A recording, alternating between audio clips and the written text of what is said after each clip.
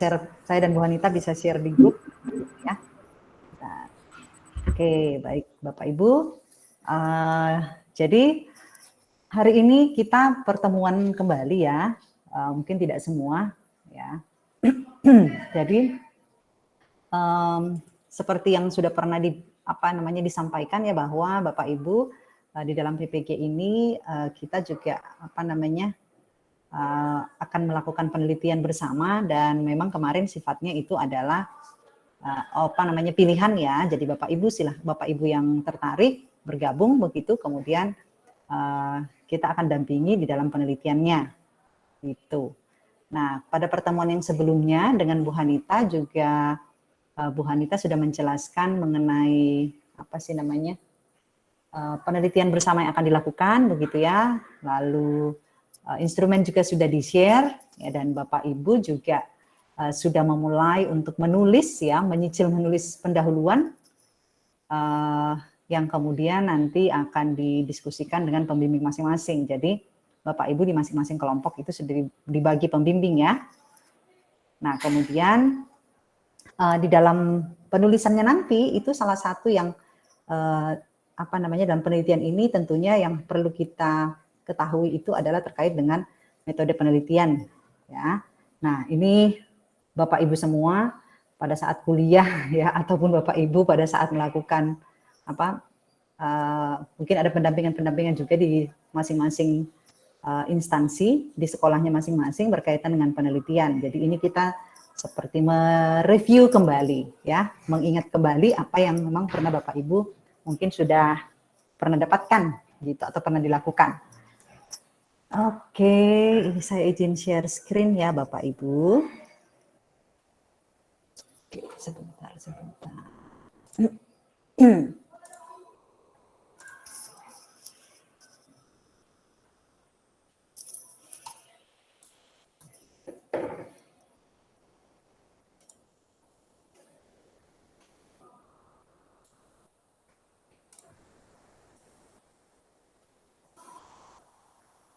Baik, tak dulu.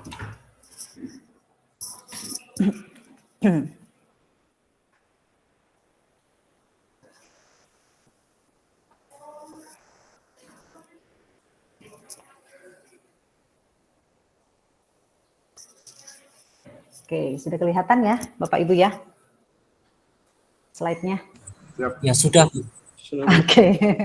Nah, jadi di sini yang akan saya share ini berkaitan dengan poin-poin penting yang nanti Bapak-Bapak Ibu harus masukkan ya, sekalian kita coba untuk mereview mengenai metode penelitian dan juga analisis data begitu. Jadi Bapak Ibu juga nanti silahkan kita bisa berdiskusi ya, tanya jawab mengenai apa yang Bapak Ibu lakukan masing-masing ya dalam penelitiannya. Oke, jadi bagian pertama dari penulisan yang Bapak Ibu akan lakukan itu adalah pendahuluan, termasuk di dalamnya tinjauan pustakanya ya. Nah, setelah itu setelah itu kemudian bagian keduanya adalah deskripsi mengenai kondisi atau situasi sekolah masing-masing ya. Nah, itu tentunya menyesuaikan dengan kondisi di sekolah Bapak Ibu ya, untuk diceritakan. Nah, poin-poinnya juga sudah ada.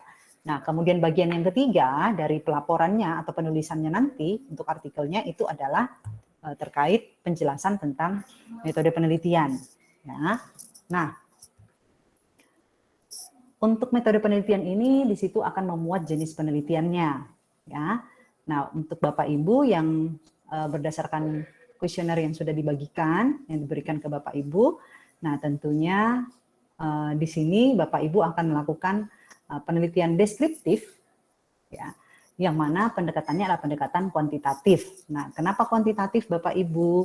Karena Bapak Ibu nanti akan menggunakan melakukan survei dan data yang akan Bapak Ibu kumpulkan nanti dalam bentuk angka yang akan diolah, yang kemudian nanti berdasarkan data angka itu yang akan digunakan untuk mendeskripsikan, ya. Nah, apa itu penelitian deskriptif, Bapak Ibu? Penelitian deskriptif itu adalah penelitian yang mana dia tujuannya untuk mendeskripsikan, ya, suatu gejala atau peristiwa atau kejadian-kejadian yang terjadi secara faktual, sistematis, dan akurat. Nah, Bapak Ibu, dalam penelitian Bapak Ibu, apa yang dideskripsikan? Nah, masing-masing kan sudah punya pilih topik ya, atau sudah dibagi topiknya. Ada yang membahas interaksi siswa dengan sesama teman, ada yang bahas interaksi siswa dengan guru, ada yang membahas interaksi antara siswa dengan konten ya atau materi seperti itu. Nah, itu yang ingin kita deskripsikan. Bagaimana interaksinya, ya? Bagaimana interaksinya? Yang mana deskripsi itu akan kita jabarkan secara faktual, sistematis, dan akurat melalui data-data yang kita gunakan. Melalui hasil pengukuran kita terhadap interaksi itu, ya. Nah, penelitian deskriptif ini juga digunakan untuk mengetahui ya nilai variabel. Nah, Bapak Ibu, variabelnya itu kan hanya satu ya. Variabelnya itu adalah interaksi siswa dengan ya tergantung interaksinya dengan apa, tergantung topik tadi ya. Nah, jadi di situ kita mengetahui melalui instrumen yang kita gunakan, jadi kita bisa mendapatkan data yang kemudian kita olah untuk tahu nilai variabelnya itu seperti apa yang nanti kemudian kita akan gunakan untuk deskripsi. Gitu, ya. Nah, di situ juga Bapak Ibu dalam metode penelitian Bapak Ibu harus menjelaskan tempat dan subjek penelitiannya siapa. Nah, jadi penelitiannya dilakukan di sekolah masing-masing, ya. Kemudian subjeknya, ya. Berarti siswa di sekolah Bapak Ibu, ya. Lalu jumlah sampel atau partisipan yang kita libatkan di situ, jadi seperti yang saya pernah menjelaskan ini di grup kelompok saya ya, bahwa Bapak Ibu ketika kita melakukan pengumpulan data dan deskripsi kita itu nanti ingin kita berlakukan ke sekelompok sekelompok subjek ya. Nah, maka tentunya kita harus mengambil sampel yang merepresentasikan subjek tersebut. Nah, kalau kita bicara penelitian kuantitatif, dia akan sangat berkaitan dengan jumlah. Ya, jumlah. Jadi ilustrasinya begini. Jadi Bapak Ibu kan akan menjelaskan, Bapak Ibu nanti akan mendeskripsikan bagaimana interaksi yang terjadi di interaksi yang dilakukan oleh siswa di sekolah Bapak Ibu masing-masing. Berarti kan populasi yang diwakili oleh hasil penelitian Bapak Ibu nanti itu adalah populasi yang ada di sekolah Bapak Ibu. Ya. Nah, sehingga untuk mengatakan bahwa hasil penelitian kita atau deskripsi yang Bapak Ibu dapatkan itu merepresentasikan populasi itu, maka tentunya kita harus mengambil sampel dari sampel yang layak, ya, sampel yang layak yang merepresentasikan populasi siswa di sekolah Bapak Ibu, ya. Nah, ini akan berkaitan dengan berapa banyak jumlah sampel yang layak. Jadi kalau populasi kita 1000, berarti sampel yang layak berapa? 10 orang layak enggak kira-kira? 10 mewakili 1000 kan itu tidak representatif ya, Bapak Ibu. Nah, sehingga untuk standarnya kita bisa gunakan ini ya. Sebentar. Oke, ini ya Bapak Ibu. Nah, namanya tabel Krige ya. Ini salah satu cara ya, salah satu cara atau salah satu acuan yang bisa digunakan untuk menentukan jumlah sampel yang layak. Ya, ada tabel Krige, kemudian pada tabel tersebut kita akan melihat kalau populasinya sekian, kira-kira sampel minimalnya berapa, gitu ya. Nah, jadi kita akan ambil sampel itu berdasarkan jumlah populasi dan berdasarkan pada tingkat kesalahan. Tingkat kesalahan atau errornya. Jadi di dalam statistik ya, itu kita ketika kita mengolah data itu biasanya kita harus menentukan atau kita selalu menentukan berapa tingkat kesalahan yang kita gunakan. Ya, itu dasarnya. Nah, di sini untuk penelitian sosial itu biasanya dia menggunakan 5 sampai 10%. Nah, tetapi kita ambil 5 ya Bapak Ibu ya. Jadi 5% kesalahannya. Toleransi kesalahan 5%. Nah, Bapak Ibu nanti berdasarkan tabel Krice ini dengan jumlah populasi yang ada di sekolah Bapak Ibu dengan tingkat kesalahan 5%, maka kita bisa menentukan kira-kira berapa berapa sampel minimal ya yang bisa atau layak untuk merepresentasikan seluruh populasi yang ada di sekolah Bapak Ibu. Ya, ini nanti habis ini saya tunjukkan. Ini ya. Kemudian teknik sampling. Bagaimana cara kita menentukan partisipan yang akan kita pilih sebagai sampel. Nah, di sini teknik sampling yang bisa kita gunakan itu macam-macam, tetapi di sini tentunya kita akan pakai random. Ya, ini. Kita pakaikan random. Jadi Bapak Ibu misalnya nih ya, tadi populasinya 1000. Lalu setelah kita cek di tabel Krice ternyata sampel minimalnya itu 250. Misalnya ya, 250. Berarti bagaimana caranya kita menentukan 250 ini? Siapa-siapa yang akan kita ambil dari 250 itu namanya teknik sampling. Nah, kita akan menggunakan random karena kan kita tidak pilih siapa. Tapi kan kita Bapak Ibu mungkin membagikan ke seluruh siswa di sekolah Bapak Ibu, kemudian yang kembali 25%. Nah, itu kan sampel random. Ya. Begitu. Nah, kemudian Bapak Ibu, kalau populasinya kecil, misalnya di sekolah Bapak Ibu tuh siswanya hanya 150, ya. Maka tidak apa-apa, Bapak Ibu bisa pakai semuanya 150 anak itu sebagai partisipannya. Gitu. Ya, itu. Jadi itu namanya teknik sampling. Pakai random, ya. Oke. Nah, ini terkait tempat dan subjek penelitian. Oke, tadi saya mau menunjukkan contoh ini ya. Apa ini? Tabel Krice ya. Sebentar Bapak Ibu.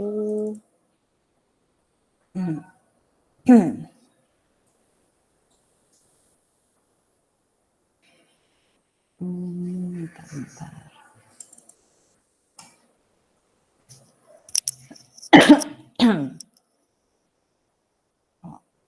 Oke. Nah, Bapak Ibu juga bisa googling ya, bisa searching tabel Krice ini ya, biasanya Bapak Ibu bisa googling kemudian bisa lihat bentuknya dia seperti apa. Oke.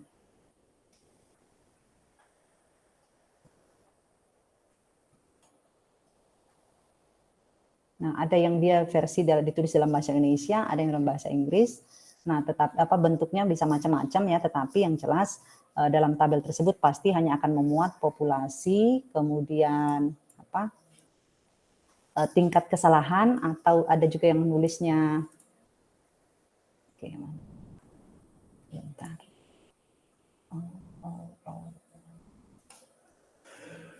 Oke. Ada juga yang dia menuliskannya bukan tingkat kesalahan ini biasanya disimbolkan dengan alfa ya, simbol alfa. Sebentar. Oke, saya lewati dulu ini sambil menunggu filenya terbuka. Nah, saya lewati dulu ya Bapak Ibu ya, nanti kita kembali ke tabel Krice itu. Nah, kemudian untuk pengumpulan data, jadi Bapak Ibu juga harus menjelaskan bagaimana Bapak Ibu mengumpulkan data, ya, mengumpulkan datanya, tekniknya apa, metodenya apa, kemudian instrumennya bagaimana. Nah, di situ Bapak Ibu menggunakan kuesioner, ya. Kemudian instrumen yang dipakai itu Bapak Ibu angket yang Bapak Ibu susun berdasarkan ini ya. Kalau saya tidak salah, ini sudah diberikan catatannya, diberikan Bu Hanita juga. Jadi jangan lupa ya. Perlu keterangan bahwa kuesioner yang Bapak Ibu susun itu berdasarkan pada sumber ini, ya. Kemudian Bapak Ibu perlu menjelaskan, ya, mendeskripsikan tentang kuesionernya. Jadi bisa misalnya dia terdiri dari berapa item, ya. Nah, kalau misalnya dalam item itu ada aspek-aspek tertentu, silahkan dijabarkan.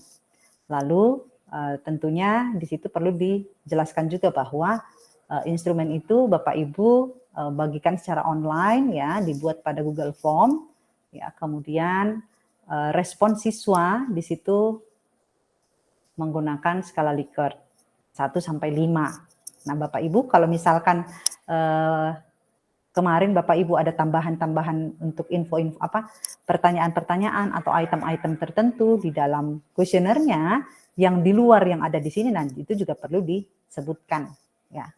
Itu berkaitan dengan pengumpulan data. Jadi pengumpulan data itu kita harus menjabarkan metode atau teknik yang kita gunakan, kemudian instrumennya itu seperti apa, ya, dan itu supaya jelas, ya, mengenai kuesionernya. Oke, ini file saya sudah terbuka untuk yang tabel creature. Bentar. Oke.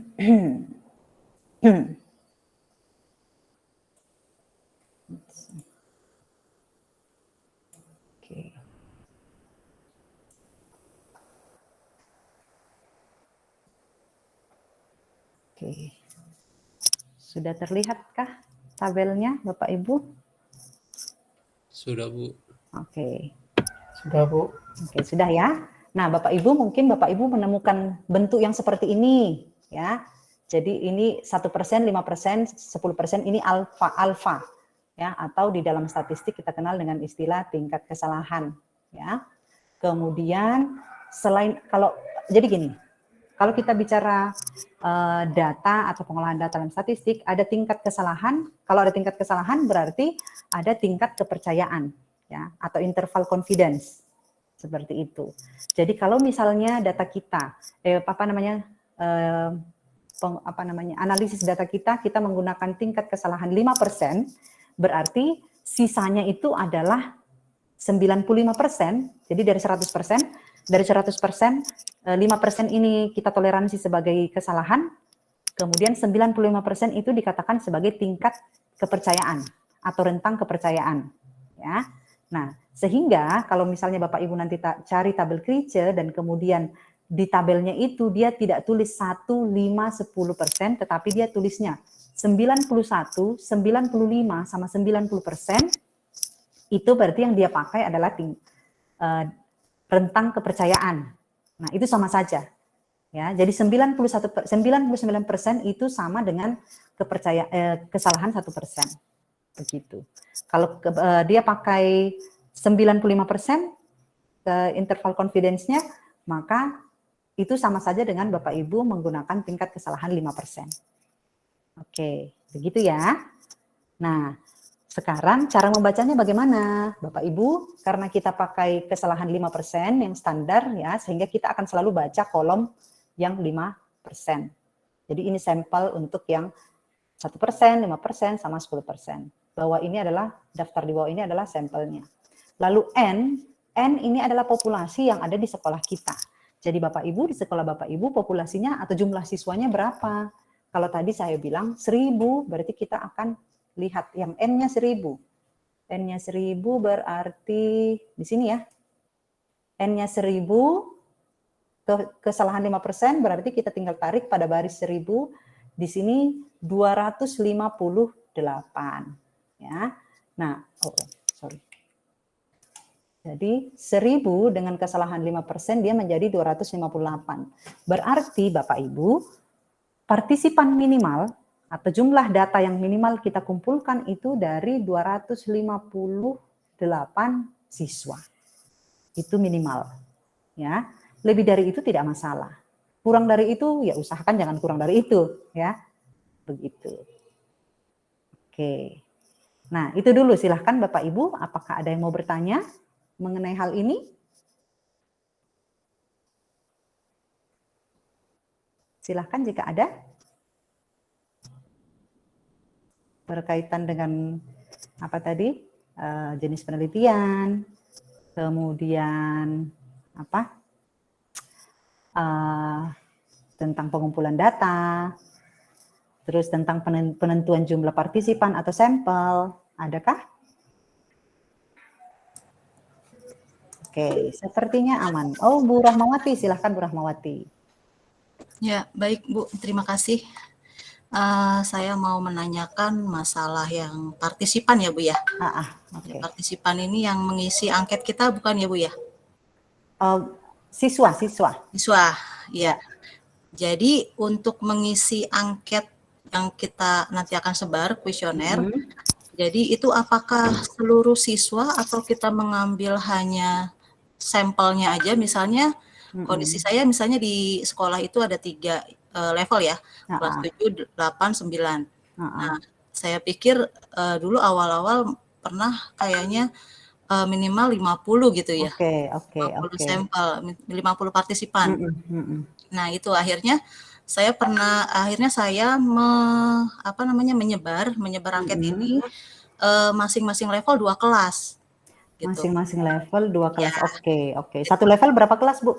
Satu level itu 8 kelas. Oh, oke. Ya, 7, 8, 9 itu 8 kelas. Tapi saya mengambil satu level itu jadi 2 kelas, jadi ada 6 kelas yang saya sebar. Ya. Jadi yang saya mau tanyakan apakah itu boleh seperti itu? Tapi memang dari minimal ada 36 ya, satu kelas itu 36. Jadi tapi yang akhirnya mengisi itu tidak lebih dari 100, malah kurang gitu. Kurang ya, makanya. Oke, Seperti baik. itu. Karena mungkin ini ya, untuk anak-anak SMP levelnya pertanyaannya itu agak-agak bingung antara karena menggunakan kata-kata sinkron, asinkron ya. Oh, oke. Seperti itu. Nah, baik. Oke, Bu. Nah, sebenarnya untuk pengolahan data statistik ya, untuk pengolahan data menggunakan analisis statistik parametrik ya, itu minimal data itu ada 30. Kita bisa parametrik. Tetapi ini kita bicara tentang data kita itu hasilnya merepresentasikan populasi. Ya, merepresentasikan populasi. Sehingga kalau kita mengacu ke mau representasikan populasi tadi, nah kita tidak mungkin kalau misalnya tadi Bu Rahmawati mengatakan itu satu level aja ada 8 kelas. Padahal satu kelas ada berapa Bu tadi 36 atau 35 lah ya. Nah, berarti itu sudah kalau diwakili oleh hanya 50 kan tidak representatif ya. Tidak representatif kecuali Ibu tidak bicara tentang siswa di sekolah itu, tetapi mungkin bicara tentang kelas 1 grade kelas, berarti kan purposif kita membatasi sampelnya atau kita bicara populasi bukan sekolah secara keseluruhan ya, seperti itu. Nah, jadi sekolahnya Bu Rahmawati itu ada siswanya ada berapa Bu berarti? Ada sekitar 900, 800 sekian gitu. Oke, 36 tadi, terus 8 kelas ya, per jenjang. Ya, sekitar 864, 900-an lah ya. Ya. Coba kita lihat kalau dia kita ambil 900 ya, dengan kesalahan 5%, paling tidak Ibu bisa mengumpulkan 251 sih. Wow. 251 ini untuk ketiga jenjang nggak apa-apa, Bu. Berarti minimal 251 angket yang terkumpul. Sebaiknya ketika Ibu harus ingin mengatakan bahwa ini merepresentasikan sekolah. Gitu, ya. Nah, Ibu sebenarnya bisa minta bantuan guru-guru kelas yang ada. Guru-guru kelas yang ada nanti biar minta untuk anak-anaknya bisa mengisi begitu. Kalau hanya jenjang level aja nggak bisa ya, misalnya saya cuma mengambil level sampelnya kelas 7 aja gitu misalnya. Oke, kelas 7. Populasi. Oh, berarti harus dijelaskan di situ bahwa kelas ini hanya merepresentasikan siswa di kelas sekian gitu. Tapi kalau kelas 7 kenapa Bu? Malah kalau misalnya hanya mau ambil satu kelas itu saran saya malah Jangan hanya jangan kelas 7, kelas di atasnya Oh, akan lebih baik heeh. begitu. Ya. Oh gitu. Karena apa? Karena kalau kelas yang di atasnya itu kan mereka sudah di SMP itu mereka sudah merasakan online selama kurang lebih 2 tahun. Nah, kalau kelas 7 kan paling tidak dia hanya 1 tahun kurang mungkin Iya, merasakan online. Gitu. iya, iya, iya. Ah, jadi Tapi sarannya tetap itu. nanti hitungannya ini populasi ya Bu ya? Iya, iya, iya. Jadi minimal harus 251 Heeh, heeh. kuesioner. Oke. Kalau misalnya Ibu tidak pakai misalnya mengecualikan kelas 1, kelas 7 berarti nanti populasinya ikutnya kelas 8, kelas 9 aja. Oh, jadi diambil level yang di atas. Kelas 8 dan 9 kalau misalnya Ibu di sini mengatakan bahwa kita tidak menggunakan kelas 7 ya, Ya. karena mereka mungkin misalnya nih di sekolah Ibu kalau kelas 7 itu mungkin dia tidak full 1 tahun online misalnya. Mereka hanya online-nya baru berapa bulan kah atau gitu ya. Nah, gitu. Jadi Oh, penjelasan-penjelasan seperti itu tetap harus kita masukkan supaya ini deskripsi mengenai populasi dan sampel kita itu jelas. Jadi kita apa batasannya oke. ada Ya, gitu ya. baik Bu. Nah, Ya, nanti terima Bu kasih. Rahmawati bisa konsultasi lagi diskusikan sama pembimbingnya, Bu. Iya Bu, terima Ya. kasih.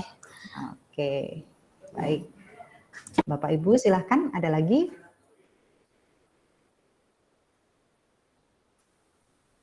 Oke. Kalau tidak ada, oke, saya lanjut ya. Ini saya stop share. Saya kembali ke yang tadi. Bentar.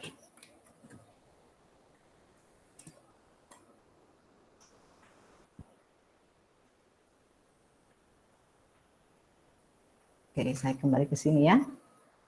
Nah, jadi itu tadi ya terkait pengumpulan data, kemudian, nah setelah data terkumpul, nah, kita akan menganalisa data itu supaya kita bisa dapat atau kita bisa mendapatkan informasi ya dari data-datanya, informasi apa mengenai bagaimana interaksi siswa. Nah, tentunya di sini karena data kita adalah data kuantitatif ya, maka kita akan analisisnya menggunakan statistik ya Bapak Ibu. Nah, tetapi di situ analisisnya menggunakan statistika deskriptif.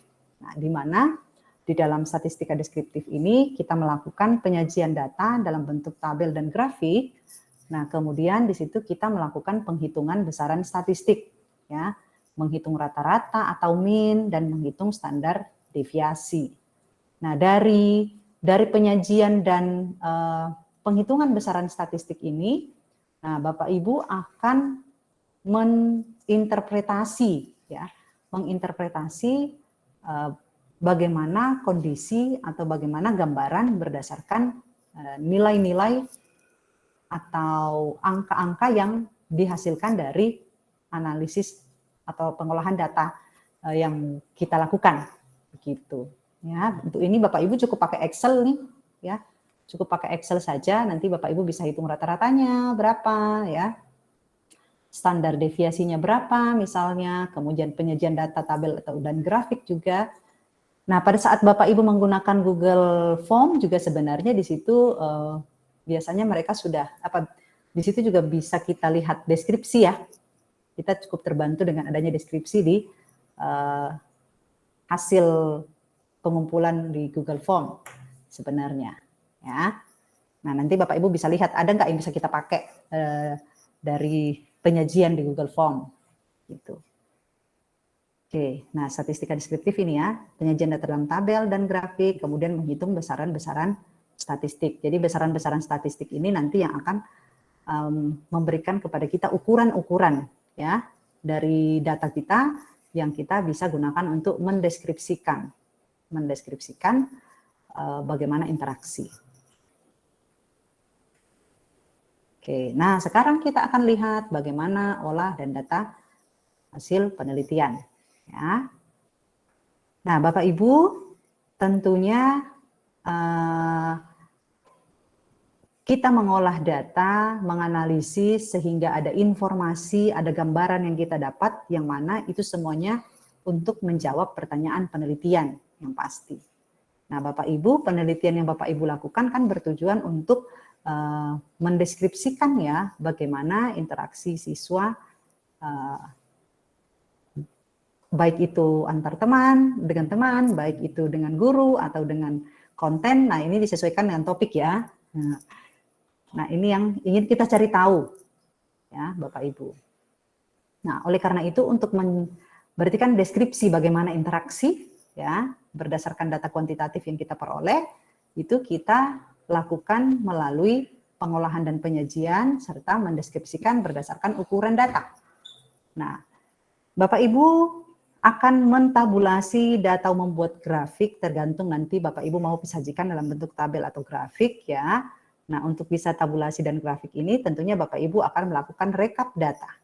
Ya, rekap data, kemudian Bapak Ibu akan menghitung besaran statistik ya untuk mendapatkan deskripsi dan ukuran data. Nah, di sini kita akan mendeskripsikan tiap variabel atau di sini karena variabelnya hanya satu ya, interaksi siswa ya, maka kita nanti akan hanya ada punya satu variabel yang akan kita deskripsikan.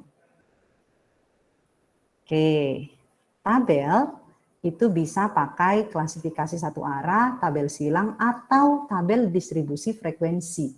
Jadi yang kita lihat di situ adalah frekuensinya, banyaknya data. Ya. Atau Bapak Ibu bisa pakai diagram, kalau memang Bapak Ibu akan menggunakan diagram. Nah, itu bisa pakai pie chart, diagram batang, garis, ya, atau grafik histogram frekuensi. Nah, ini jenis-jenisnya aja sih Bapak Ibu ya. Tidak harus dipakai semua, nanti pakai sesuai kebutuhan saja. Nah, ini contoh ya, tabel Bapak Ibu. Nah, mungkin kalau kita lihat sekilas biasanya, jadi gini, informasi misalkan ya, di sini saya bicara tentang jenis kelamin, komposisi responden berdasarkan jenis kelamin. Nah, saya bisa pakai tabel, saya bisa pakai diagram nih, pie chart. Ya. Nah, Bapak Ibu perlu tahu sebenarnya kapan sih kita pakai diagram dan kapan sih kita pakai tabel. Ya.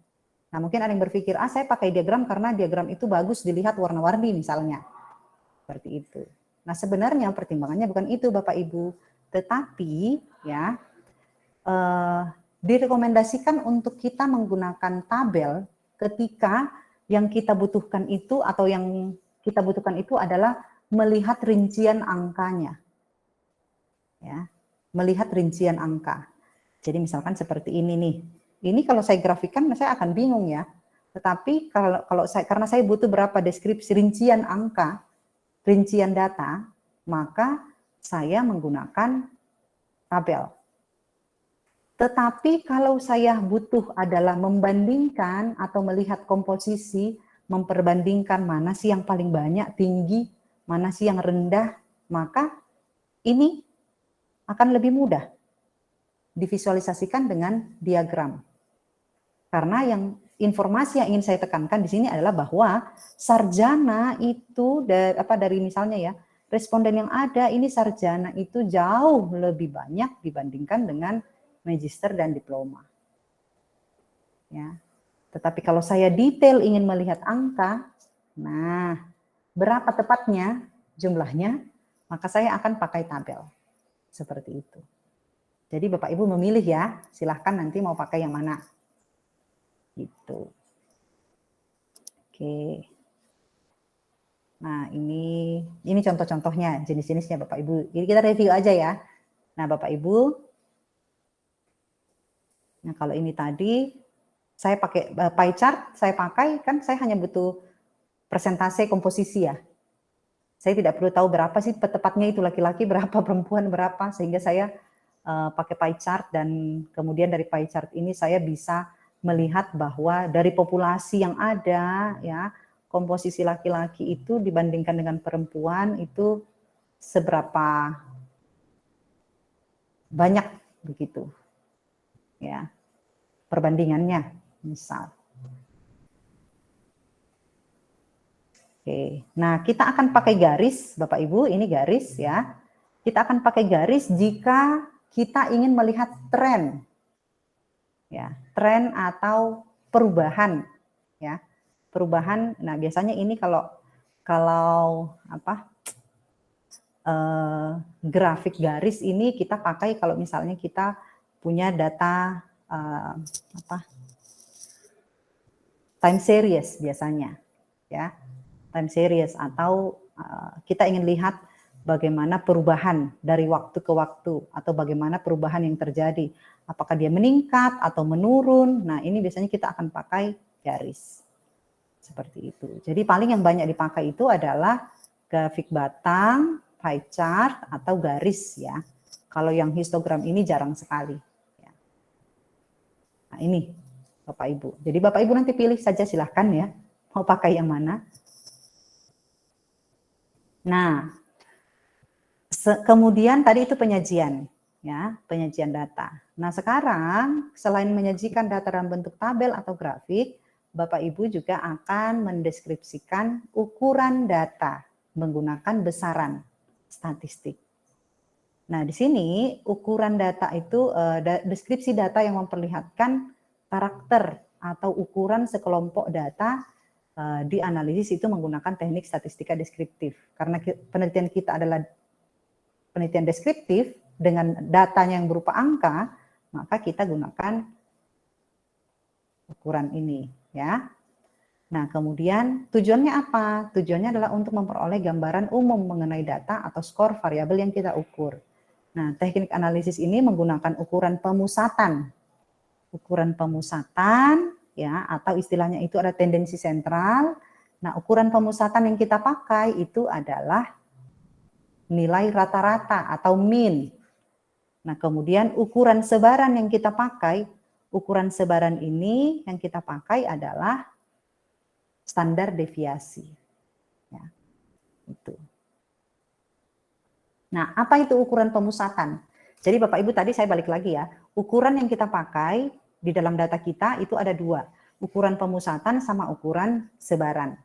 Nah, ukuran pemusatan yang kita pakai adalah nilai rata-rata.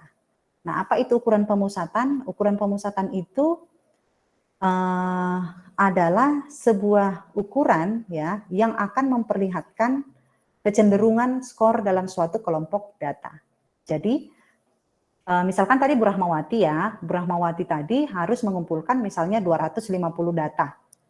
205 data sebanyak 200 data dari 250 anak misalnya. Nah, berarti angka-angka yang kita peroleh nanti nilai-nilai untuk atau angka-angka pengukuran untuk interaksi ya dari 258 anak itu kan akan bervariasi sekali ya. Dia nilainya tidak seragam dong, macam-macam kan. Nah, padahal nilai yang beragam tadi itu sebenarnya mewakili satu kelompok. Lalu kan kita bingung, lalu berarti nilainya berapa dong? Padahal soalnya itu ada banyak data.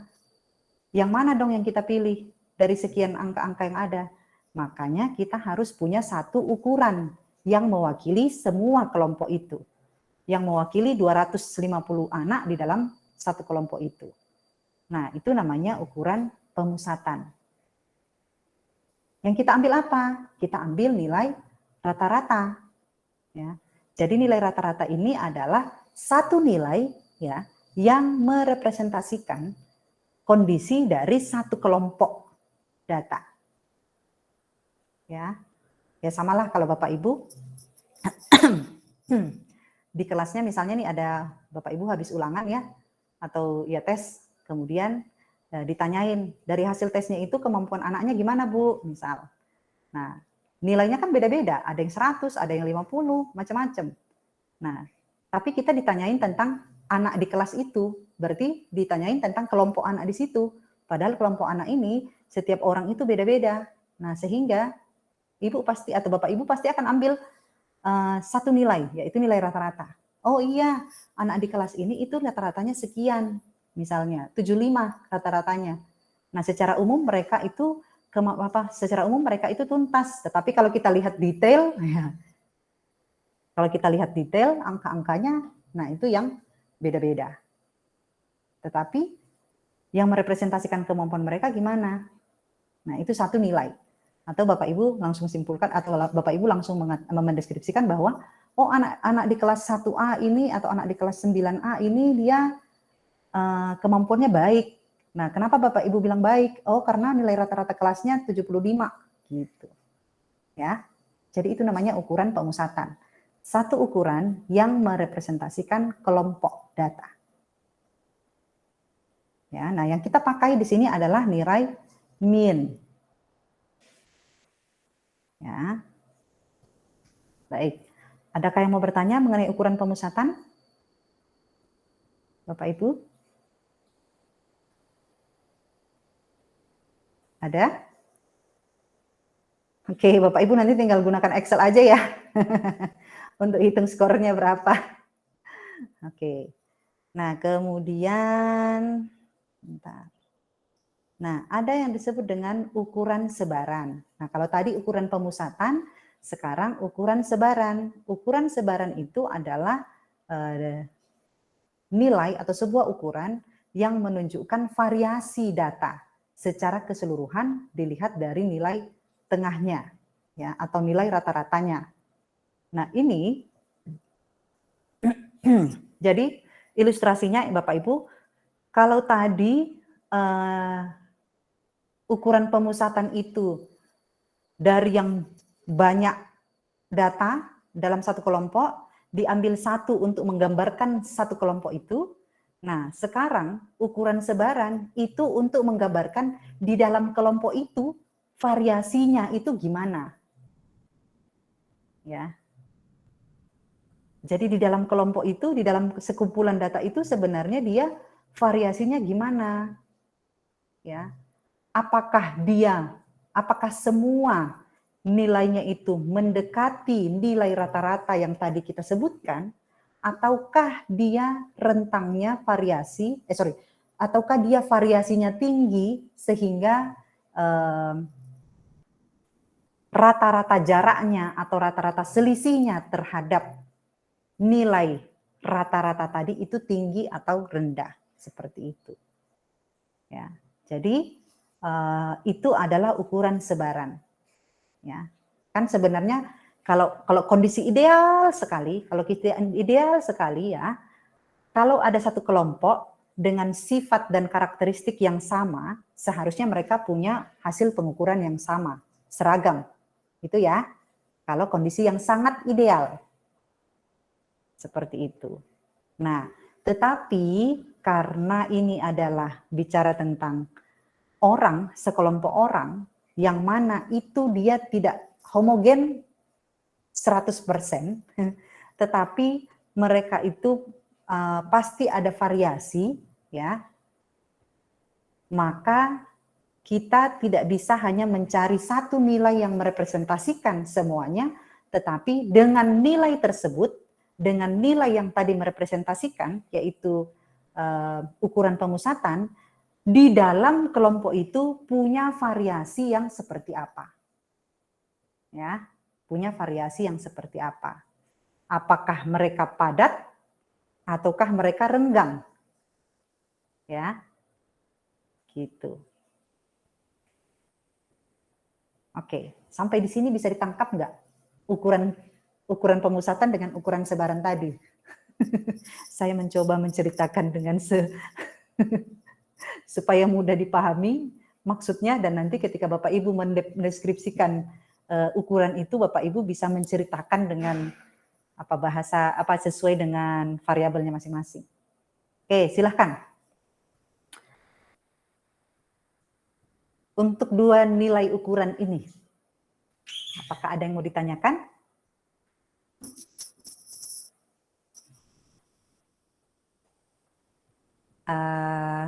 Ada yang bingung? Kalau saya tanya, ada yang mengerti? Nggak dijawab. Sekarang pertanyaan saya balik. Ada yang bingung? Bingung, Bu. Oke. Mungkin kira-kira begini. gambaran gampangnya. Anggaplah saya melihat, jadi bukan ini nanti yang Bapak Ibu tidak akan melakukan perbandingan ya, tetapi saya coba ilustrasikan ini dengan membandingkan. Jadi misalkan gini, Bapak Ibu mengajar 2 kelas, misalnya ya, Bapak Ibu mengajar 2 kelas. Lalu Bapak Ibu ditanyain kemampuan siswa di 2 kelas ini gimana ya. Nah, tentunya untuk menggambarkan kemampuan mereka, untuk mengambil satu nilai sebagai ukuran atau nilai yang merepresentasikan kemampuan siswa di masing-masing kelas itu, sejumlah siswa di masing-masing kelas itu, maka Bapak Ibu akan menarik atau menghitung nilai rata-ratanya. Ya. Nah, sehingga dari nilai rata-rata itu, kalau ketika Bapak Ibu disuruh bandingkan kemampuannya gimana, Bapak Ibu bisa bilang, oh kemampuan kelas A itu lebih baik dari kemampuan kelas B. Kenapa? Karena nilai rata-ratanya itu lebih tinggi yang kelas A. Nah, walaupun kalau kita lihat secara detail satu-satu di dalam, ada juga siswa di kelas A yang nilainya lebih rendah dari siswa di kelas B sebenarnya. Tetapi di sini kita bicara tentang kemampuan secara menyeluruh, ya, dari kelompok tersebut, maka kita bicara nilai rata-rata. Karena nilai rata-rata ini atau ukuran pemusatan ini adalah sebuah nilai yang mewakili atau merepresentasikan kelompok datanya. Oke? Itu jelas? Baik. Nah, lalu ada namanya ukuran sebaran. Ukuran sebaran ini adalah sebuah ukuran yang menggambarkan bagaimana penyebaran nilai-nilai yang ada, nilai-nilai siswa yang ada di masing-masing kelompok. Begitu. Ya. Nah, ukuran apa saja yang dipakai itu macam-macam Bapak Ibu. Ada yang ada yang disebut dengan rentang atau range. Nah, kalau kita pakai rentang atau range itu yang dilihat hanya nilai maksimal sama minimal. Nah, Bapak Ibu kalau di raport atau di olahan data Bapak Ibu kan biasanya Bapak Ibu masukkan ya nilai maksimum, nilai minimum. Nah, dideskripsikan nggak Bapak Ibu tuh nilainya? Maksudnya? Oke, nah sebenarnya nilai maksimum dan nilai minimum ini akan menggambarkan rentang nilai di kelas atau di kelompok data. Ya, semakin besar rentangnya, ya, semakin besar rentangnya, artinya antara nilai maksimum dengan nilai minimum itu jaraknya semakin jauh, itu berarti kan variasinya akan semakin besar. Ya, berarti kan kemampuan siswa di kelas tersebut, kalau misalnya nilai maksimum dan minimum itu selisihnya semakin besar, berarti kan Bapak Ibu kemudian mengatakan bahwa wah kemampuannya jomplang, ya kan? Kemampuannya tidak merata. Kenapa Bapak Ibu bilang tidak merata? Karena range-nya jauh sekali, begitu. Tidak merata. Tidak merata itu namanya variasinya besar. Ya. Nah, tapi kalau kita pakai rentang ini, kita hanya lihat nilai maksimum dan minimum saja.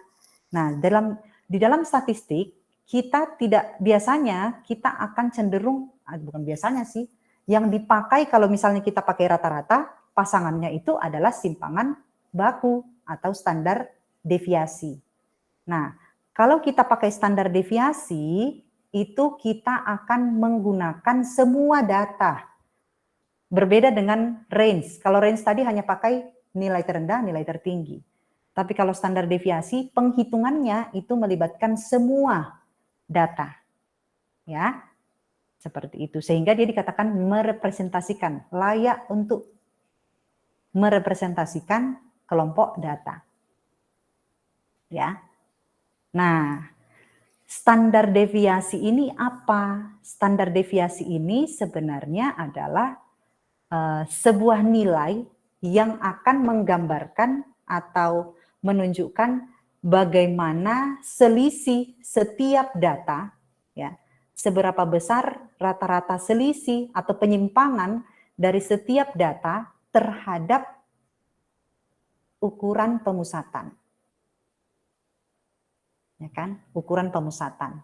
Jadi Bapak Ibu bisa bayangkan, saya gambar saja ya. Jadi kalau pemusatan, jadi kalau kita punya data, nah ini kalau distribusinya itu harusnya, ya harusnya distribusi data kita itu kan begini nih. Ya, Bapak Ibu. Yang ke atas ini adalah nilainya, ya. Nilainya berapa? Sorry. Oh, sebentar. Ini adalah nilai berapa banyak orang yang pada nilai tertentu ya. Ini F, frekuensi. Ya. Kalau saya ke kanan, data ke kanan ini menunjukkan nilainya berapa. Ya. Nah, Bapak Ibu, kalau di dalam populasi ya, di dalam populasi yang normal ya atau kondisi alamiah ya, kondisi alami. Nah, itu dia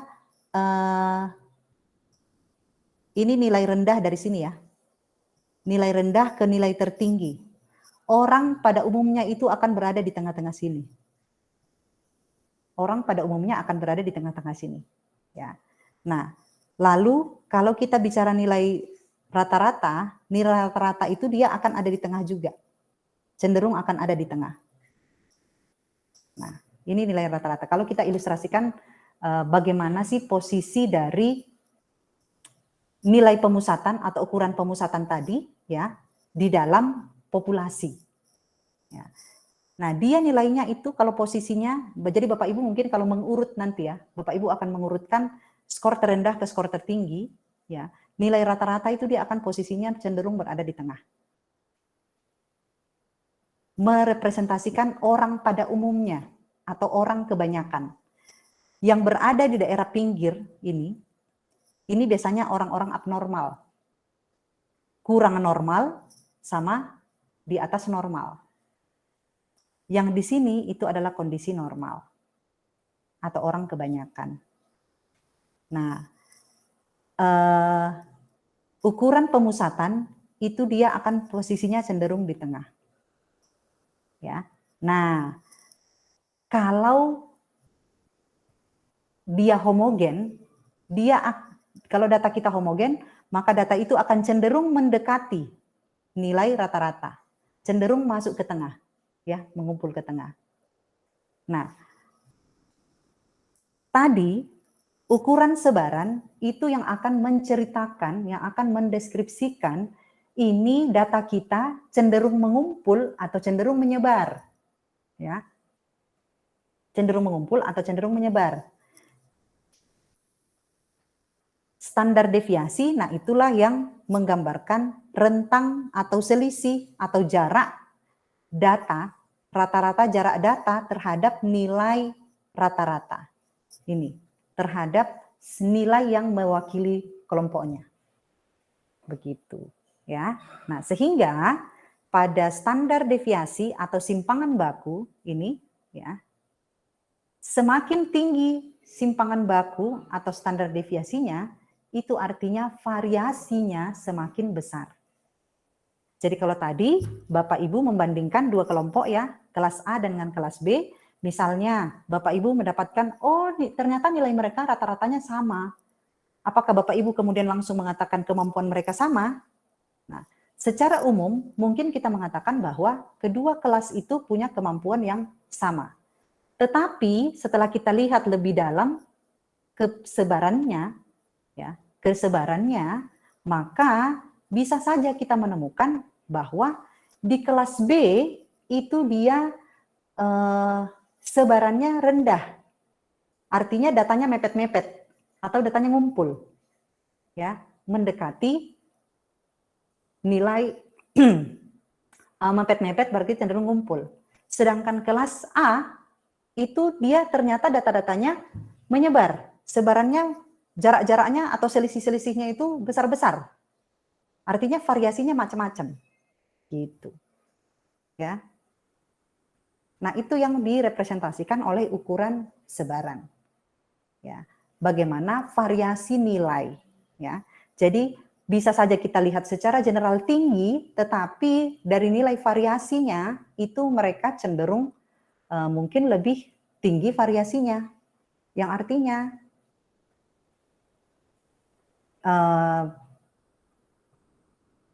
selisih setiap data terhadap satu nilai yang merepresentasikan kelompok itu cenderung lebih besar. Ya, begitu.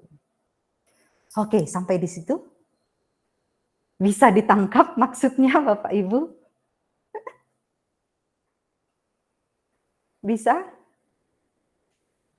Oke, semoga bisa ya. Jadi kalau kita lihat tadi ukuran pemusatan itu melihat secara keseluruhan ya, kira-kira mereka ukurannya ini seberapa tinggi, seberapa baik, tetapi ukuran sebaran itu akan melihat ke bagaimana antara data satu dengan data yang lain dalam kelompok itu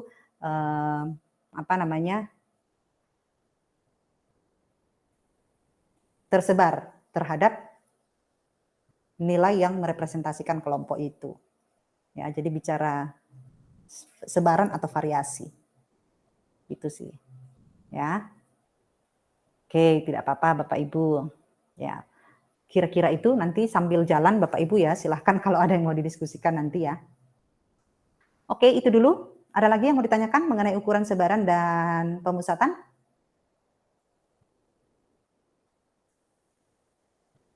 Ada? Tidak ada? Baik, lagi mencermati ya. Nah, oke, Bapak Ibu, ini saya misalnya contoh aja nih ya, contoh. Jadi di sini saya mencoba untuk melihat perilaku mahasiswa pada tingkat applying ya. Kalau kita bicara taksonomi, jadi perilakunya pada pada tingkat applying atau C3 di taksonomi ya. Lalu di situ direpresentasikan oleh dua perilaku ya.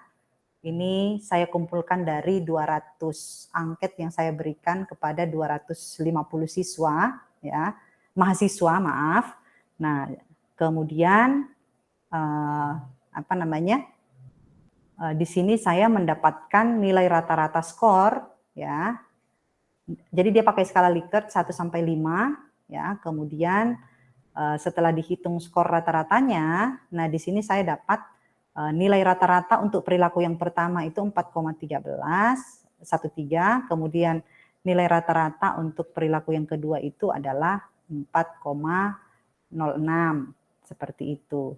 Nah, tetapi secara keseluruhan untuk perilaku di tingkat C3 ini ya, nah itu skornya adalah 4,10 begitu. Nah, kemudian masing-masing standar deviasinya untuk perilaku yang pertama 0,62, untuk perilaku yang kedua itu adalah 0,7 ya.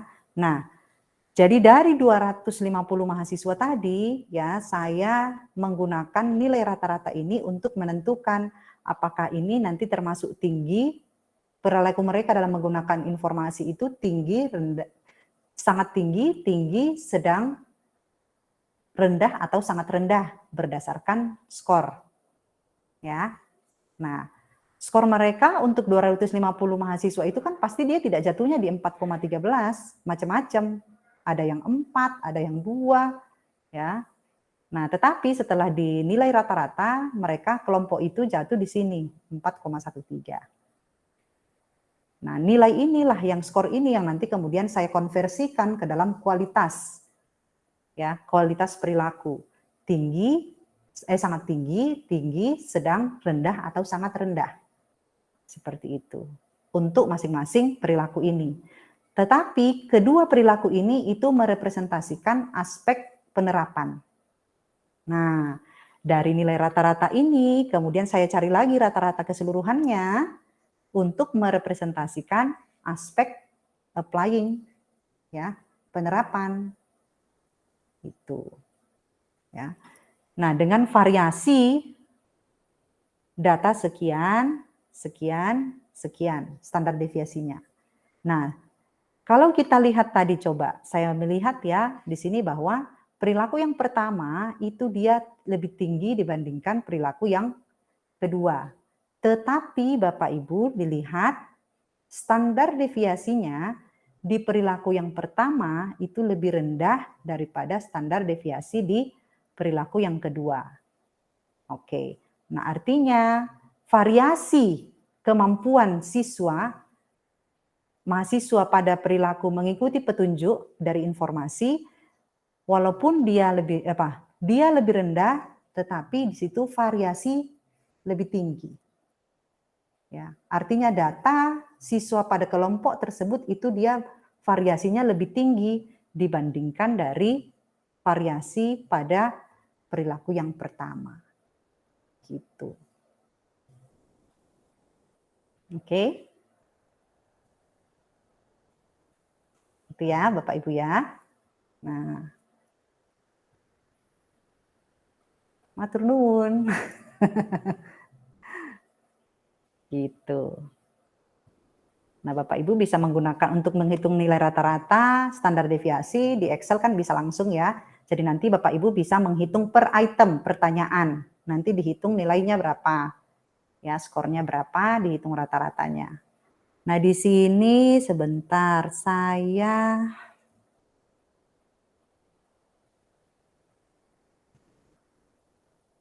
aduh, kecil banget ya ini ya. Terbaca nggak sih, Bapak Ibu? Kecil, Bu. Kalau kecil ya, sebentar.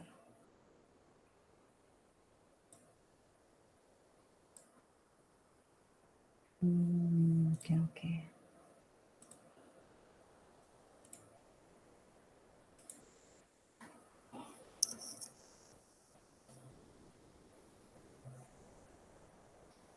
Oke, kalau begini terbaca? Ya, Bu.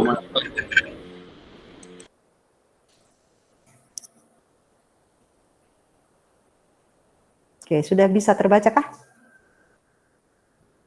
Bisa, Bu. Baik. Terbaca ya? Ya, Bu, ya. Oke, baik. Nah, ini contoh aja sih Bapak Ibu ya. Jadi ini adalah penelitian kuantitatif, tetapi yang deskriptif ya, pendekatannya kuantitatif, deskriptif begitu. Nah, di sini jadi saya untuk penelitian ini menggunakan mendeskripsikan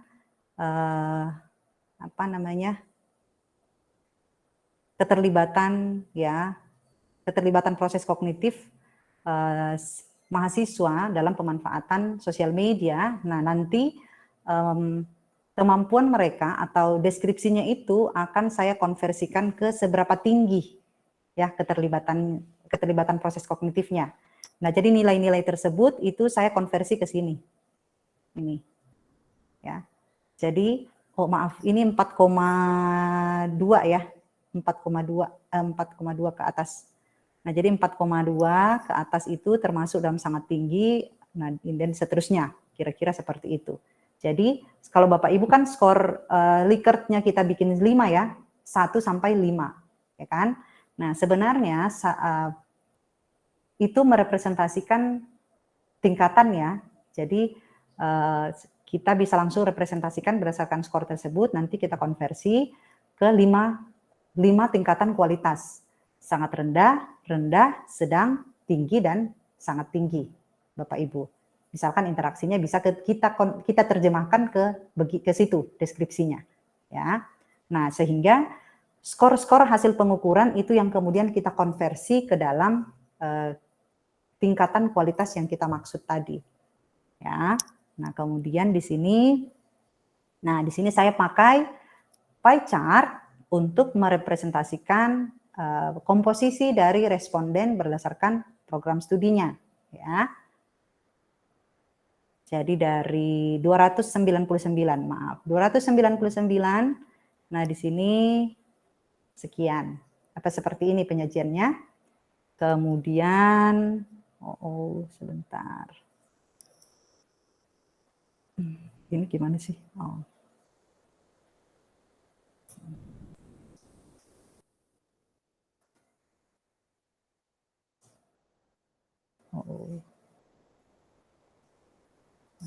Sebentar.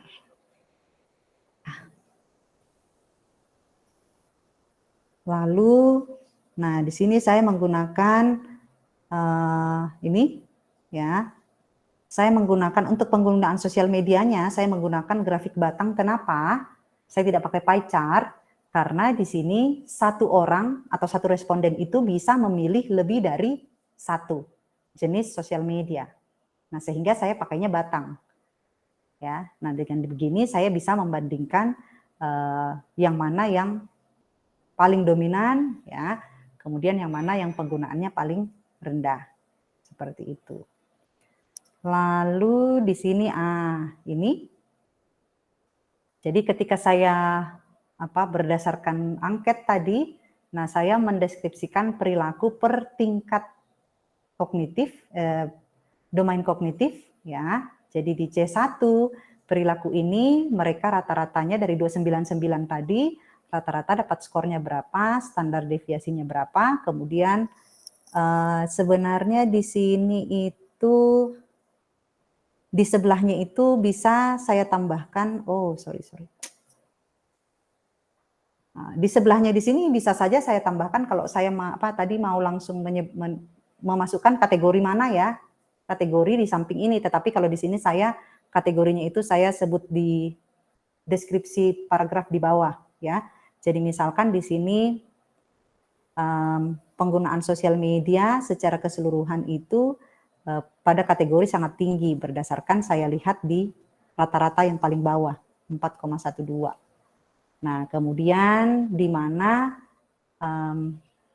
dari skor ini nomor 1 dan nomor 2 itu yang tinggi adalah 4,19 yaitu mengambil dan menggabungkan informasi, di mana pada perilaku di sini itu mengambil dan menggabungkan informasi itu lebih tinggi dibandingkan dengan mengambil informasi yang berkaitan dengan kebutuhan saja. Jadi deskripsi kita deskripsikan, ya, kira-kira seperti itu. Ini gambaran umumnya, Bapak Ibu. Oke. Nah, ini baru mendeskripsikan data. Nah, nanti Bapak Ibu harus menganalisa, ya, mendeskripsi Jadi selain menyajikan data, ya, menceritakan datanya seperti apa, nah informasi dari data tersebut itu bagaimana hasil analisisnya. Kira-kira seperti itu Bapak Ibu. Gambarannya, ya. Oke. Itu dulu. Semoga bisa memberikan gambaran.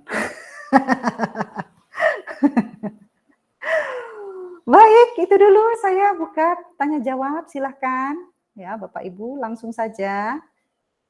Apa yang terlintas, apa yang menjadi kebingungan, silahkan ditanyakan berkaitan dengan metode pengumpulan dan metode penelitian. Pak Zainul Abidin, silahkan. Ya Bu, terima kasih. Di sini saya tanya ini Bu, untuk deadline-nya untuk membuat jurnal ini kapan Bu ya? Kalau di data awalnya sosialisasinya Bu Hanita kemarin akhir November ya? Akhir November. Oh, akhir November itu apa sudah harus jadi dan sudah direvisi dan benar apa gimana Bu? Nah, itu tergantung masing-masing kelompok ya. Karena ini kan kita mau pakai untuk ini ya, Bapak Ibu, kita mau pakai untuk UKIN nanti ya. Nah, berdasarkan penjadwalan awal, UKIN itu di awal Desember kalau tidak salah.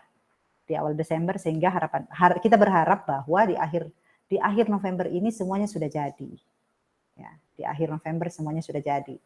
Harapannya, ekspektasi kita. Ya. Gitu Pak Zainul. Begitu? Oke. Oke, silahkan ada lagi yang mau ditanyakan?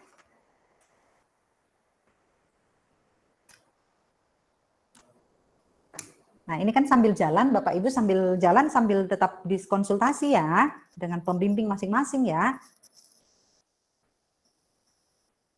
Oke. Oke, Berarti kuesioner yang kemarin sudah kita buat itu bisa kita sebar, Bu, ya? langsung sudah dibikin, sudah oke ya. Langsung aja dibagikan supaya langsung kumpul data cepat ya, sambil menunggu data terkumpul, mulai menulis dari pendahuluan sampai ke metode. Gitu. Oh ya, Pak Zainul, di kelompok kita deadline hari ini ya, pendahuluan ya. Oh, pendahuluan aja kan, Bu, ya? Iya, pendahuluan saja dulu. Pendahuluan dulu aja Oh ditulis ya, ya. untuk yang kondisi sekolah itu Oh, apakah berpisah sekalian, dengan tapi pendahuluan, Bu? kan sorry. Kalau bisa sebaiknya sampai ke situasi sekolah. Jadi bagian pertama di satu file aja, Pak, di satu file gitu. Jadi bagian pertama itu adalah pendahuluan, bagian kedua itu adalah situasi sekolah. Gitu. Ya. Begitu? Baik, Bu. Nah, selesai setelah ini kumpulkan pendahuluan dan situasi ke sekolah, nah langsung sambung, mulai menuliskan metode penelitian. Poin-poin tadi yang sudah saya jelaskan itu loh, Bapak Ibu tinggal tuliskan secara secara jelas ya, berdasarkan pada apa yang Bapak Ibu lakukan. Dilihat di alurnya Pak Zainul, lihat yang artikel yang sudah saya share di grup ya. Baik, Bu. Oke. Jadi jangan sambil kumpul data, sambil nyicil mengerjakan yang lain. Karena waktunya sempit. Oke, Bapak Ibu, silahkan. Pak Agung Syarif. Ya, selamat siang Bu Mila. Selamat siang. Tadi bicara alur tadi saya terlintas berpikir apakah memang ada alur kerangka yang bisa diberikan ke kami gitu biar kami penyusunannya arahnya jelas setelah dari langkah A kemudian ke langkah B mungkin ke C. Jadi kita tuh tidak abstrak Bu ya. Jadi memang ada arahannya yang jelas langkahnya. Dan kedua, apakah semua model metode yang sudah tadi Ibu sampaikan, perhitungan statistiknya seperti pemusatan, penyebaran, apakah semua itu harus kita terapkan atau pilih salah satu sesuai dengan kondisi yang ingin kita terapkan model perhitungannya? Oh, oke. Gitu. Nah, kalau deskriptif kuantitatif itu sudah standar, pasti dia akan menghitung nilai rata-rata dan standar deviasi. Ya. Deviasi. Kemudian penyajian data, nah silahkan disesuaikan. Mau pakai tabel, mau pakai grafik, atau pakai dua-duanya, monggo. Itu tergantung pada Bapak Ibu ingin menyampaikan apa, informasi apa dari data yang disajikan. Gitu. Ya. Oke. Kemudian untuk kerangka ya, Iya. kerangka kalau saya tidak salah, sebentar. Manakah dia? Oh, ini saya sebentar. Ini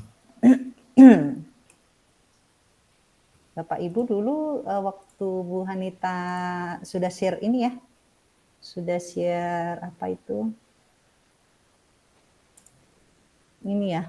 Oh ya, ini Bu ya. Ingat ya dulu ya. Nah, ini outline-nya kan sudah ada nih, pendahuluan. Pendahuluan itu sebenarnya sudah memuat sekaligus tinjauan pustaka ya. Nah, itu kita gunakan kurang lebih 1.500 sampai 2.000 kata. Nah, biasanya kalau kita pakai ukuran A4 dengan font 12, spasi 1,5 itu satu halaman bisa sekitar 250 kali ya sampai 300 kalau saya tidak salah. Tuh. Nah, lalu nanti kan bicara metode itu 500 sampai 1.000 kata, situasi sekolah, lalu ini nanti hasil dan pembahasan yang terakhir. Nah, berarti kan paling tidak Bapak Ibu bisa bikin 3 ini dulu sambil menunggu datanya terkumpul, ya. Nah, terus apa saja isi-isinya, poin-poin yang harus kita sajikan ya, kita sampaikan itu sudah ada nih di sini ya. Nah, ini poin-poin apa yang harus ada di dalamnya. Ini sudah Bapak Ibu dapat ya? di grup masing-masing? Sudah, Bu. Sudah, Bu. Iya, sudah. Nah, kemudian sebentar. Nah, ini kalau misalnya mau apa namanya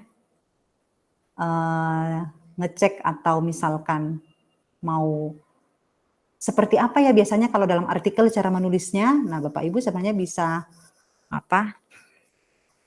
lihat di artikel ilmiah ya. Tapi nanti kalau di grupnya saya tidak tahu kalau teman-teman di Mozilla ya benar ya. Emmaus. Kalau di printer kemarin saya sudah share ya Pak Zainul dan kawan-kawan contoh artikel. Sudah, Bu. Oke, seperti itu. Paling nggak punya gambaran kalau kita tulis, kalau ini kita tulis itu kira-kira kayak apa cara menceritakannya, gitu. Begitu Pak. Ya, baik Bu Mila. Oke, Terima sip. kasih. Oke, ada lagi? Silahkan.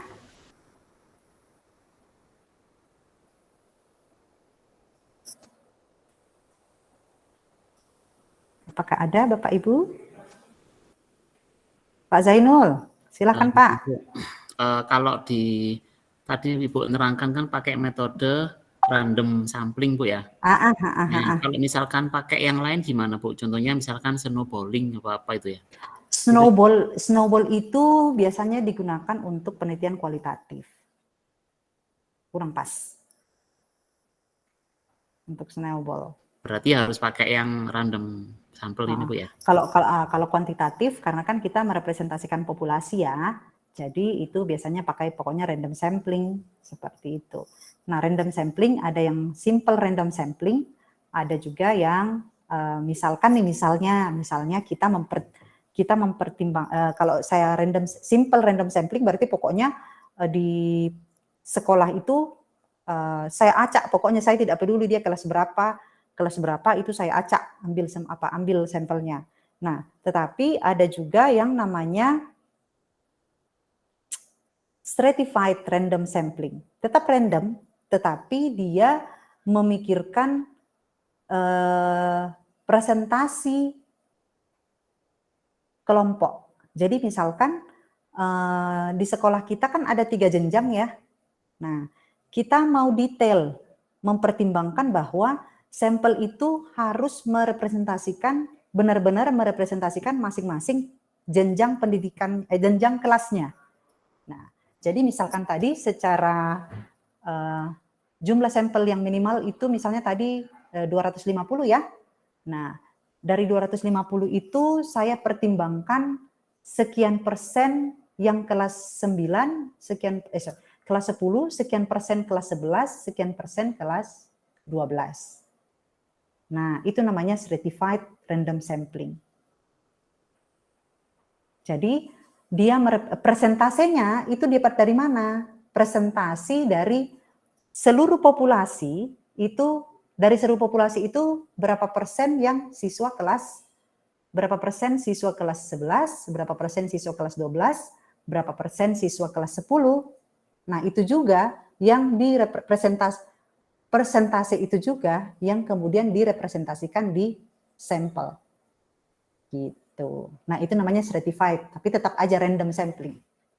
Jadi jumlah mewakili jumlah yang layak untuk masing-masing jenjang, tetapi pengambilan sampel di setiap jenjang itu tetap acak.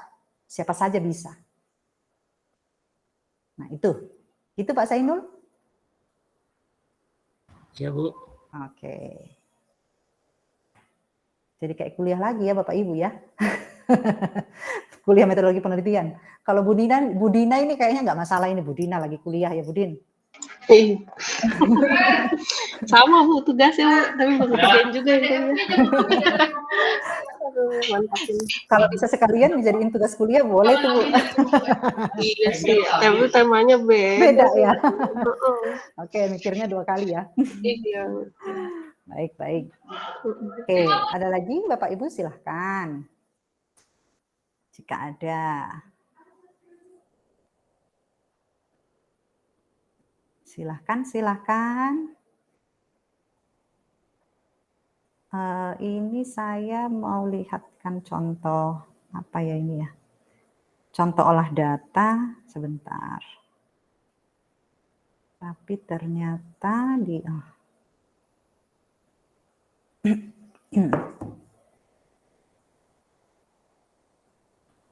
Oke.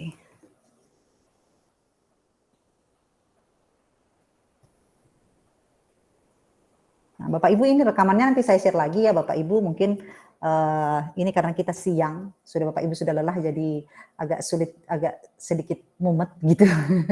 Nanti bisa ditonton lagi ya dalam kondisi fresh ya, sehingga Bapak Ibu bisa apa namanya lebih nyaman ya, mungkin lebih tercerahkan lah nanti kalau ditonton lagi. File ini juga nanti file presentasi tadi juga akan saya share ya supaya Bapak Ibu bisa cermati kembali, kemudian silahkan jika ada pertanyaan-pertanyaan. Nah ini Bapak Ibu, saya share screen lagi ya. Ini saya kasih contoh rekap data ya. Jadi share screen. Jadi bagaimana merekap data saya rekap di Excel, kemudian nanti saya share juga nggak apa-apa nih kalau Bapak Ibu membutuhkan. Oh, belum share screen ya. Oke. Aduh.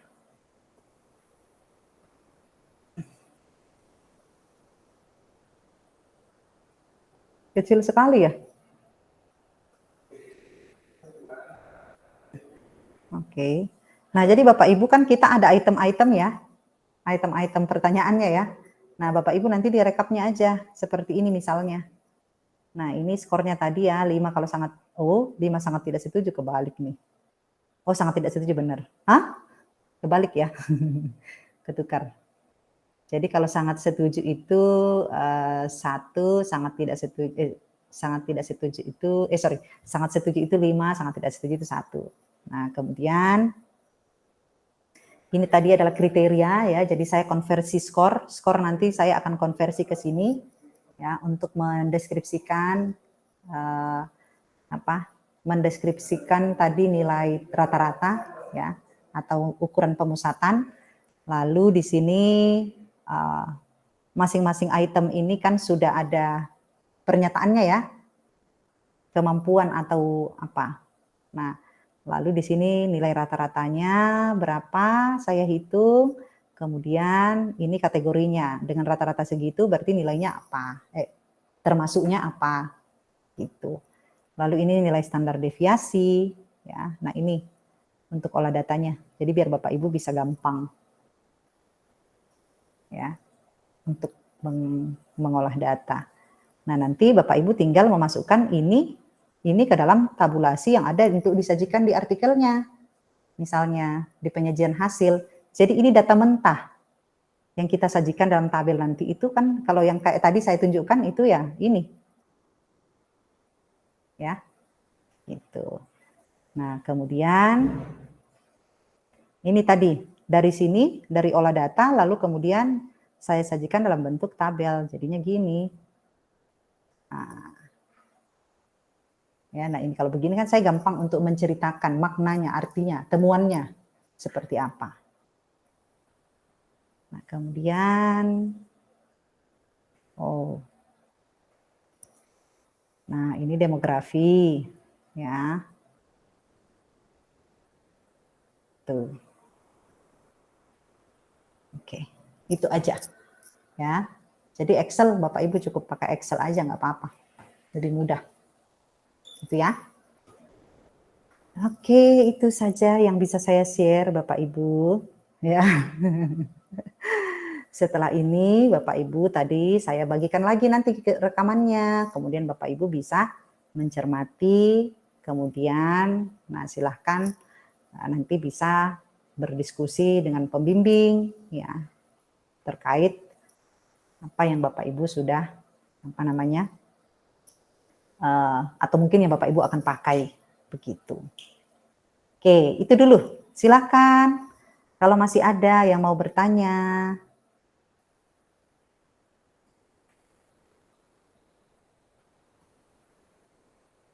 Oke, saya stop presenting. Oke, bagaimana? Ada pertanyaan? Tidak, belum Bu. Oke. Bapak Ibu yang lain? Tampaknya belum ada. Bapak Ibu sudah lelah ya, seharian ngajar, terus sore-sore dikasih statistik, aduh langsung pusing. Oke, kalau tidak ada Bapak Ibu mungkin itu dulu ya yang bisa saya share ya untuk untuk terkait metode penelitian ya yang akan Bapak Ibu jelaskan nanti di dalam artikel masing-masing atau di tulisan Bapak Ibu masing-masing ya. Termasuk tadi Bapak Ibu ketika Bapak Ibu sudah mengumpulkan data, nanti kira-kira datanya digimanain olahnya. Nah, itu tadi. Jadi silahkan ya Bapak Ibu semoga bermanfaat ya Bapak Ibu di dalam melakukan penelitian ini. Oke, ini yakin nih sudah tidak ada yang bertanya? Kalau sudah tidak ada, berarti pertemuan kita cukup sampai di sini ya. Pak Agung udah mumet-mumet kayak. Oke. Wah, Pak Sadili apalagi nih, aduh. Baik, Bapak Ibu, saya tidak mau nanti malah bikin Bapak Ibu sakit kepala ya kalau saya panjang-panjang kali lebar lagi nih ngomongnya di sini. Nah, jadi sekali lagi saya akan share rekaman ini supaya Bapak Ibu bisa berpusing-pusing ria di rumah ya. Nanti silakan dicermati. File juga nanti saya akan share termasuk tadi yang Excel ya. Yang Excel tadi kalau misalnya Bapak Ibu mau lihat ini contohnya gimana ya caranya kita ya. Nah, oke, silahkan. Nah, tapi Bapak Ibu bisa mengeksplor ya. Bapak Ibu mau menjadikan apalagi dari datanya. Begitu ya. Oke, saya rasa itu dulu Bapak Ibu, cukup untuk pertemuan kita pada siang hari ini ya. Selamat beraktivitas Bapak Ibu, terima kasih untuk waktunya ya di pertemuan kita pada sore hari ini. Oke, selamat beraktivitas. Terima kasih Bu. Ya, terima kasih Bu ya. Terima kasih.